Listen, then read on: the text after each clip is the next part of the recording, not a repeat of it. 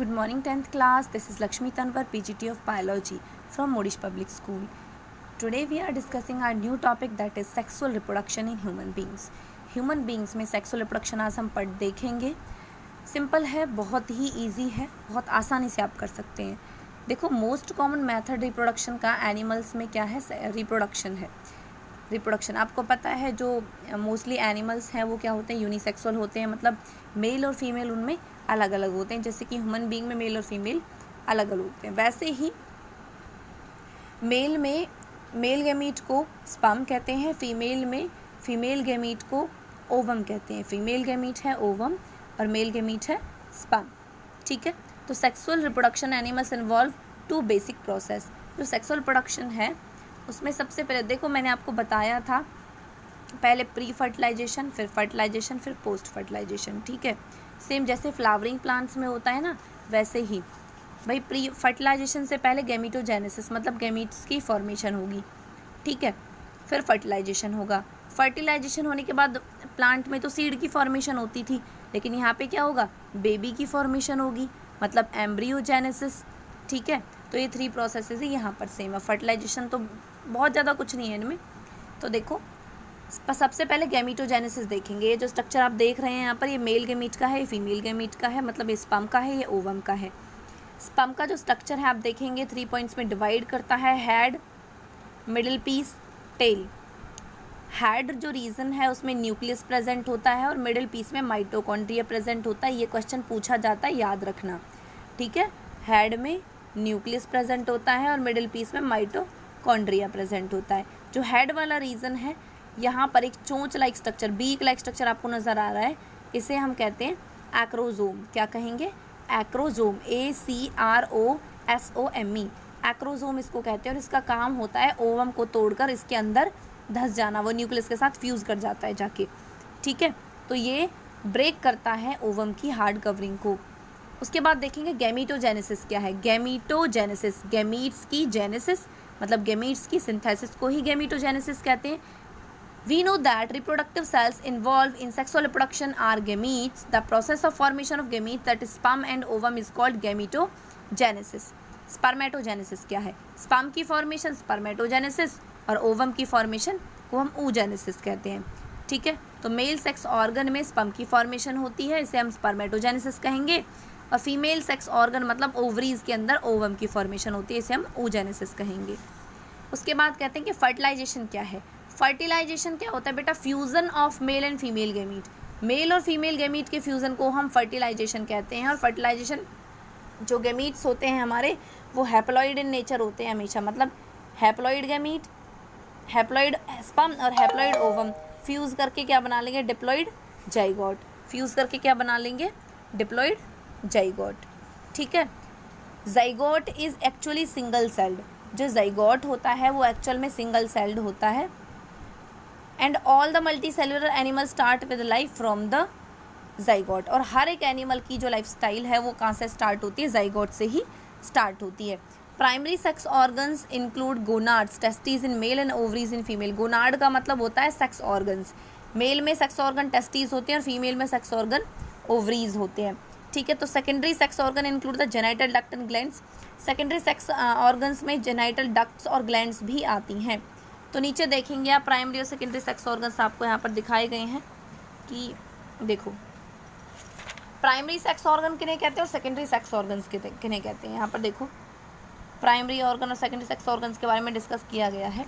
जो ऑर्गन जन्म से ही प्रेजेंट होते हैं वो प्राइमरी सेक्स ऑर्गन होते हैं, और जो आफ्टर मैच्योरिटी मतलब at the time of puberty produce होते हैं उन्हें हम सेकेंडरी सेक्स ऑर्गन्स कहते हैं. जैसे कि gametes, these produce primary sex organs, these produce the gametes, these transport the gametes.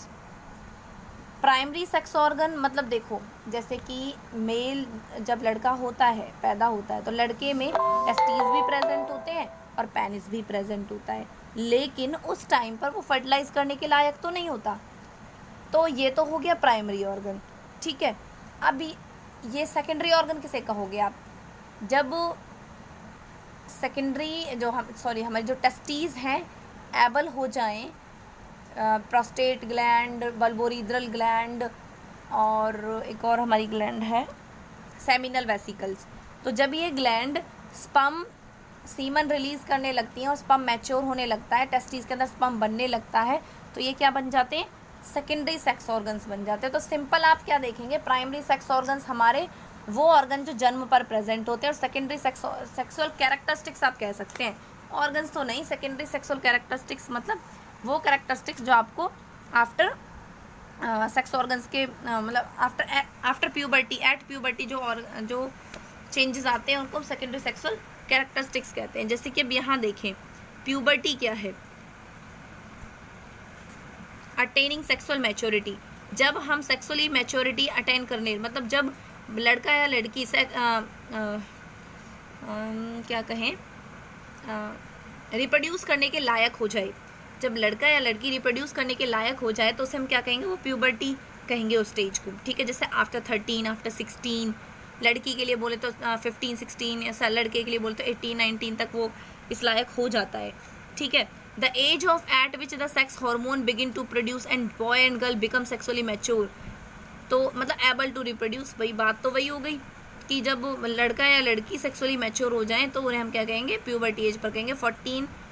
14 years as में लड़के के लिए दे रखा है और फीमेल में दे रखा है 10 ईयर्स ओल्ड, ठीक है। तो मेल्स में puberty begin with the production of the testosterone hormone from testis, तो मेल में जो हार्मोन है वो टेस्टोस्टेरोन है और फीमेल में हार्मोन का नाम है एस्ट्रोजन या फिर प्रोगेस्टेरोन। ये रहा प्रोगेस्टेरोन आपको नज़र आ रहा है यहाँ पर, और एस्ट्रोजन और प्रोगेस्टेरोन मेल फीमेल सेक्स हार्मोन है, और मेल सेक्स हार्मोन का नाम है टेस्टोस्टेरोन। उसके बाद देखेंगे हम, तो यहाँ पर एक डेफिनेशन दिया, the characteristics from present from birth eight called primary sexual characteristic, जो बर्थ पर ही प्रेजेंट है, जो मेल और फीमेल होने के जो निशान हैं, आपकी निशानियाँ हैं, साइंस है, साइन है कि ये मेल है ये फीमेल है, वो आपके प्राइमरी सेक्सुअल कैरेक्टरिस्टिक्स होते हैं। और सेकेंडरी सेक्सुअल कैरेक्टरिस्टिक्स जब होते हैं, जो जब वो आते हैं एक as per, puberty as per जो चेंजेस आते हैं। तो सेकेंडरी सेक्सुअल कैरेक्टरिस्टिक्स मेल में देखते हैं तो grow hairs, armpit, pubic regions पर, चेस्ट पर, फेस पर बाल का आ जाना, मतलब दाढ़ी मूंछ निकल आना, पिट्स पर, आर्मपिट्स पर और प्यूबिक रीजन्स पर मतलब जेनाइटल ऑर्गन्स पर हेयर्स का डेवलप हो जाना। Development of muscle, broadening of the chest and shoulders, जब लड़का बड़ा होने लगता है तो उसकी बॉडी मस्कुलर हो जाती है, चेस्ट चौड़ी हो जाती है, शोल्डर्स भी ब्रॉड हो जाते हैं। Enlargement of penis and testes, penis का साइज़ बड़ा हो जाता है, टेस्टीज का साइज भी बड़ा हो जाता है। Testes start producing sperm, testes sperm produce करने लग जाते हैं। Development of feelings and sexual desire associate adulthood, और इस एज में मतलब इस तरह की सेक्सुअल डिज़ायर्स की मतलब कुछ इच्छाएं जागृत होने लगती हैं, उनकी फीलिंग्स आने लगती हैं और एसोसिएट करते हैं विद एडल्टहुड, और वो एडल्टहुड में के साथ एसोसिएट करने लग जाते हैं। Enlargement of the larynx and thickness of the vocal cord resulting in the low pitched cracking voice increase in height, height का बढ़ जाना। और आपको पता है कि जब लड़के बड़े हो जाते तो उनके गले के नेक पर जो ग्लॉटिस कहते हैं बाहर निकल आता है, लेकिन लड़कियों का तो नहीं होता है, तो बॉय के कैरेक्टरिस्टिक्स हो गए। अगर फीमेल में देखें तो आर्मपिट्स पर वही प्यूबिक रीजन पर हेयर्स का डेवलप हो जाना, मेमरी ग्लैंड्स का डेवलप हो जाना, ब्रेस्ट मतलब, और ब्रॉडनिंग ऑफ हिप्स का हैवी हो जाना, हाई पिच्ड वॉइस मतलब तीखी, जो लड़कियां होती हैं उनकी तीखी आवाज़ हो जाती है और लड़कों की मोटी आवाज़ हो जाती है, ठीक है। Deposit of extra fat in the various body parts specially हिप्स और थाइस, मतलब कुछ रीजंस पर वो फ्लैशी हो जाती हैं, मतलब फुसफुसी, जैसे कि हिप्स पर और थाइस पर ज़्यादा से ज़्यादा फैट जमा हो जाता है। Enlargement of fallopian tubes, uterus और वेजाइना, यूट्रस और फैलोपियन ट्यूब्स इनलार्ज होने लगती हैं। Release of egg from ovaries, उनकी ओवरीज एग रिलीज करने लगती हैं, उससे मेंस्ट्रुअल साइकिल भी उनमें आने लगती है। डेवलपमेंट, फीलिंग्स और सेक्सुअल सेम वही प्रोसेस है। मेल रिप्रोड्यूसिंग सिस्टम में आप देखेंगे तो ये हमारे कुछ ऑर्गन्स हैं जो पार्टिसिपेट करेंगे। भाई टेस्टीज होता है, वास डिफरेंशिया जिसे स्पर्म डक्ट कहते हैं, एसेसरी ग्लैंड्स होती हैं, एपिडिडाइमिस, यूरेथ्रा और पेनिस, ये आपको कल कराऊंगी, ठीक है। Male reproductive system. तो आज के लिए इतना ही, ये सारी चीज़ें जो कैरेक्टरिस्टिक्स हैं ये आप याद कर लेंगे, इंपॉर्टेंट है, पूछे जाते हैं हर बार 5 नंबर में। Thank you so much.